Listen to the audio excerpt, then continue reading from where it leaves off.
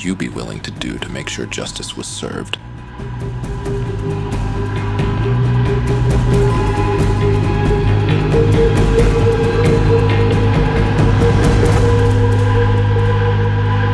Welcome back to reality. In 1995, a young girl named Nicole Van Den Hurk, who was only 15 years old, disappeared while she was en route to her workplace.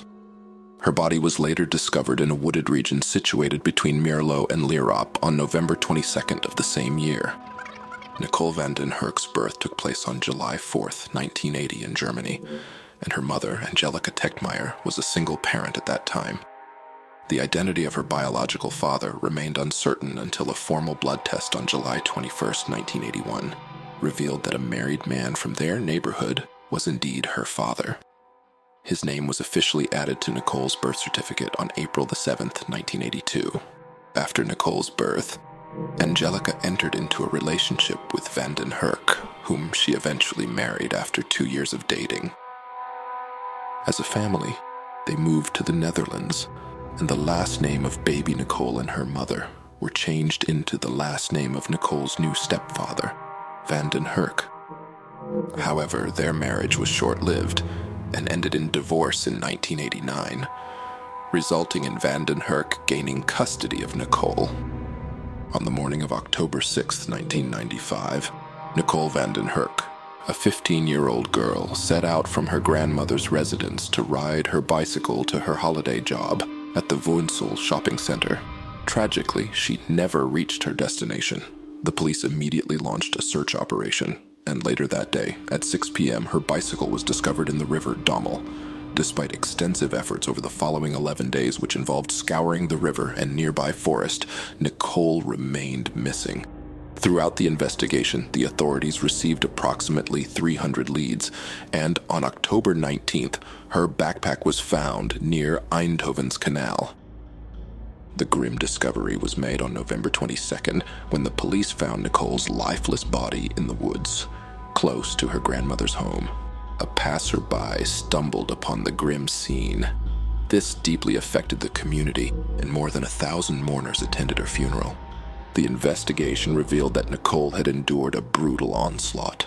She was sexually assaulted and murdered, with the cause of death likely being internal bleeding from a stabbing wound.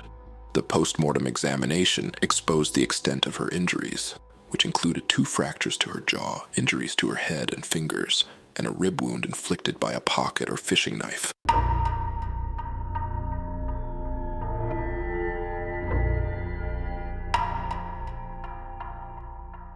The police dismissed the possibility of Nicole running away and initially focused their suspicions on Nicole's stepfather and stepbrother.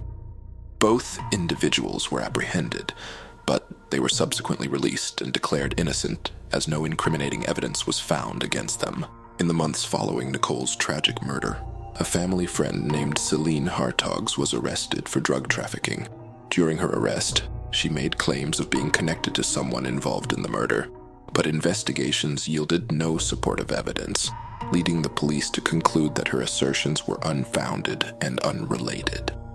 Despite this, Nicole's stepfather continued to believe in her story. To aid in solving the case, a reward was offered for any information relevant to Nicole's murder. Unfortunately, the investigation team gradually dwindled, leaving only 4 detectives actively working on the case at one point.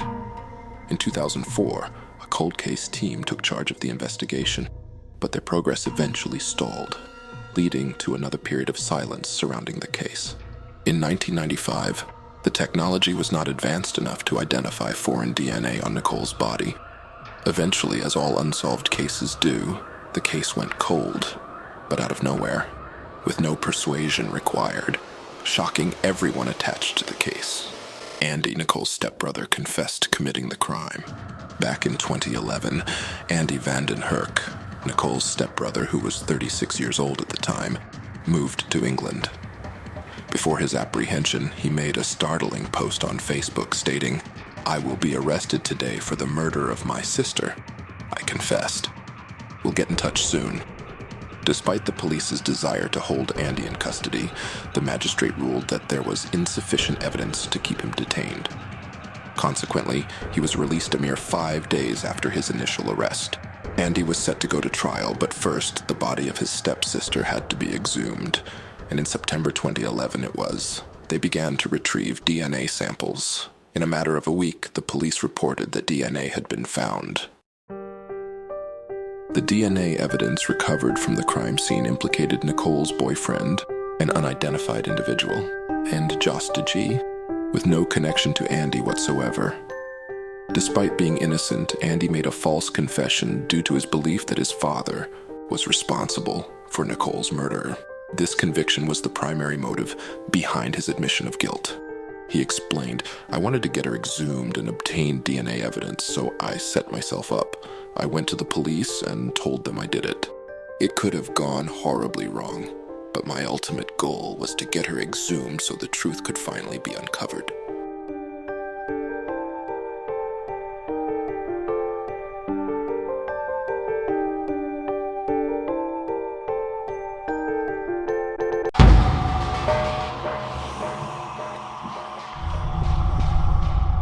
In connection with Nicole's case, a 46-year-old man named Josta G was arrested after investigators discovered that his DNA matched the samples obtained from both the crime scene and Nicole's remains. Prior to this, he had a history of 3 convictions and had served 3 years in preventive detention and compulsory treatment for one of these offenses. On the day Nicole went missing, the accused had had an altercation with his ex-girlfriend, which left him in a state of frustration. During the initial trial in 2014, the defense argued that the DNA evidence lacked conclusiveness, as multiple DNA types were found on Nicole's remains, including that of her ex-boyfriend. The defense suggested the possibility that Nicole might have willingly had sexual relations with the accused a few days before her disappearance, and even raised the idea of her potentially being pregnant at the time of her death. However, in 2015, they admitted to having had a sexual encounter with Nicole, but vehemently denied any involvement in her disappearance. The prosecution countered the claim of it being mutual, asserting that Nicole's busy schedule hardly allowed time for a romantic relationship. Consequently, the prosecution demanded a 14-year prison sentence for Josta G. Andy Van Den Hurk said, "This man deserves the highest punishment there is. He has taken the life of my child. The Netherlands is not helped by this, that such a man may still walk the streets." In November 2016, he was found guilty of rape and was initially sentenced to 5 years in prison. However, following an appeal, the sentence was increased to 12 years for the combined charges of rape and manslaughter in relation to Nicole Van Den Hurk's case. Without Andy's courageous confession, the tragic murder of Nicole Van Den Hurk would have remained unresolved.